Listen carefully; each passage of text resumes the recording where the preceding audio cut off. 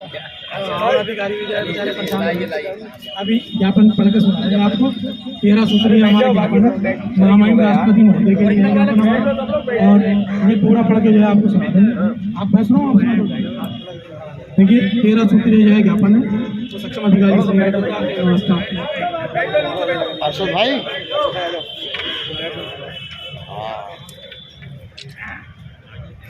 ये कि केंद्र सरकार द्वारा पूर्व में किसानों और मजदूरों से किए गए वादों को पूरा किया जाए, जिसमें सरकार ने डॉक्टर स्वामीनाथन कमेटी की रिपोर्ट को लागू करने की बात कही गई थी।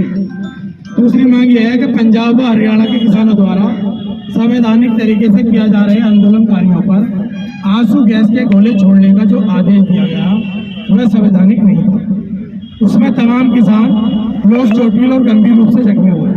इस कार्यवाही को तत्काल रोककर किसानों की मांगों को सुनकर उसे पूरा किया जाए।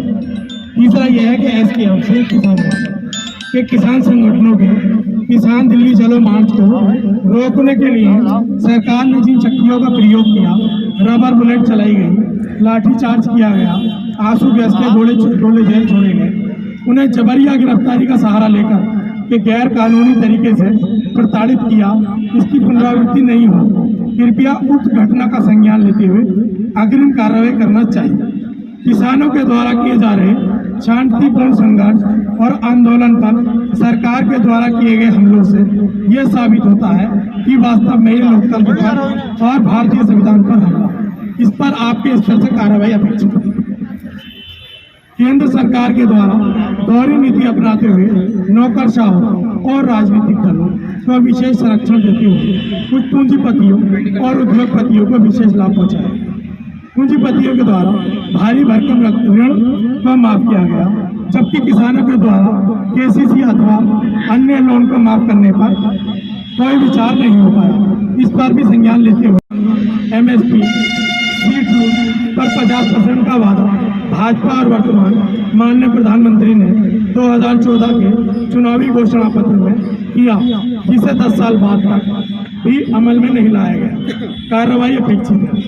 दिनांक 14 मार्च को पूरे देश का किसान मजदूर एक होकर रामलीला मैदान में किसान मजदूर महापंच करेंगे, जिसमें हरियाणा, पंजाब, उत्तर प्रदेश, उत्तराखंड, राजस्थान, मध्य प्रदेश सहित भारी संख्या में किसान एकत्रित होकर अपनी आवाज को बुलंद करेंगे। महामहिम जी से अपेक्षा है कि केंद्र की भारत सरकार को किसानों और मजदूरों की सभी मांगों को मानते हुए उनके साथ न्याय करें।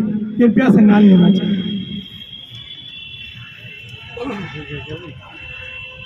केंद्र सरकार ने भारी गलती की और लोकतंत्र की हत्या करते हुए जिन आंदोलनकारियों के साथ जुल्म ढाए हैं कि जिनमें किसानों ने प्राण गंवाए, उन किसानों के परिजनों को 1 करोड़ रुपए की आर्थिक मदद दी जाए। केंद्र सरकार के द्वारा देश के अन्नदाता के बीते चुनाव में समय बिजली मुफ्त देने का वादा किया गया, जो अभी तक पूरा नहीं किया गया। इसे तत्काल योजना बनाकर किसान और मजदूरों के बकाया बिल को माफ करते हुए उन्हें मुफ्त में बिजली दी जाए। पूरे देश के अंदर किसान मजदूर रात दिन अपने खेत की रखवाली करता है। कभी कभी रात के समय अंधेरे का फायदा उठाकर छुट्टा जानवर किसान उनके ऊपर हमला कर देते हैं और किसानों को अपनी जान गंवानी पड़ती है। जिन किसानों की जान गई है उन्हें उचित मुआवजा दिया जाए और भविष्य में ऐसी घटना के लिए उचित मुआवजे की व्यवस्था की जाए। ये सरकार की जिम्मेवारी है। समूचे देश में, संपूर्ण भारतवर्ष के अंदर शिक्षा का स्तर गिरता जा रहा है। जो भी प्रयास सरकारी स्तर से किए जा रहे हैं वे अभी नाकाफी और साबित हो रहे हैं। शिक्षा में भी गरीबों के लिए शिक्षा के अलग विद्यालय, सरकारी विद्यालय हैं और संपन्न लोगों के लिए प्राइवेट स्कूल स्थापित हैं, जिनमें भारी भरकम रकम वसूल की जाती है। शिक्षा पूरी तरह व्यापार बन गई है और भी आपका ध्यान आकर्षित करते हुए इस पर रोक लगा के दोहरी शिक्षा नीति में नए बदलाव की आवश्यकता है, जिसमें हर वर्ग के किसान और मजदूर के बेटे बेटियां भी उच्च शिक्षा प्राप्त कर सकें। यह उनका नैतिक अधिकार है और सरकार की जिम्मेदारी है। धन के अभाव में उन्हें शिक्षा से वंचित किया जाए। गांव की प्रतिभाओं को भी समान अवसर मिले, इसलिए सस्ती और सर्वसुलभ शिक्षा व्यवस्था। आबादी के अनुपात में जिस तरह से अन्य विकास योजनाओं पर काम हो रहा है, धार्मिक स्थलों के विकास पर सरकार का ध्यान है, उसी तरह से सरकारी विद्यालयों और चिकित्सालयों का भी विकास होना चाहिए। निश्चित आबादी पर एक एक अस्पताल और मोहल्ला अस्पताल जैसी व्यवस्था विकसित किया जाना आवश्यक है, जिसमें समय पड़ने पर या महामारी के समय बहुसंख्यक समाज को मौत का सामना देखना पड़े। देश के किसानों को नवीनतम तकनीकी जानकारी मुहैया कराने के लिए और किसान मित्र और फार्मर फ्रेंड रखे गए थे, जिसमें सम्मानजनक मानदेय नहीं दिया गया, कभी 500 तो कभी 1000 रुपये प्रतिमाह मानदेय दिया गया।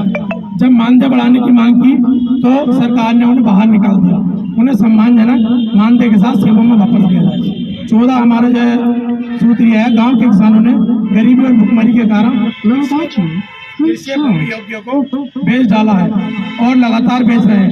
इसका सर्वे कराकर मजबूर किसानों की जमीन सौदागरों और कारोबारों आदि की जांच होनी चाहिए जो उन्होंने खरीदी है। ऐसे क्या प्रलोभन दिए गए कि किसानों ने अपनी जीविका के साधन अपनी धरती माता को ही बेच डाला।